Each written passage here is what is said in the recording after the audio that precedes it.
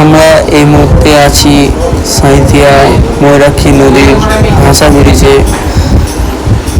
জল অতিরিক্ত ছাড়া হয়েছে তিলপাড়া ব্যারেজ থেকে।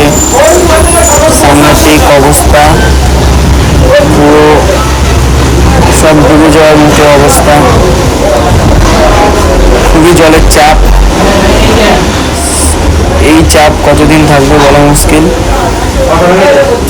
জলের চাপ দেখুন।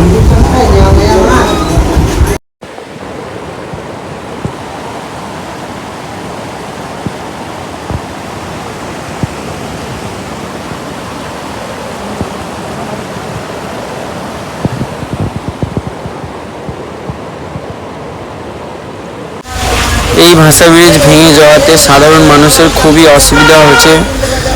এই জল কতদিন থাকবে বলা মুশকিল, কতদিনে কমবে বলা মুশকিল। ভাষা ব্রিজ কতদিনের মধ্যে ঠিক হবে তাও বলা মুশকিল। আমাদের সাধারণ মানুষের খুবই অসুবিধা হচ্ছে। আপনারা কমেন্ট করে বলুন যে কতদিনের মধ্যে এই জল কমতে পারে।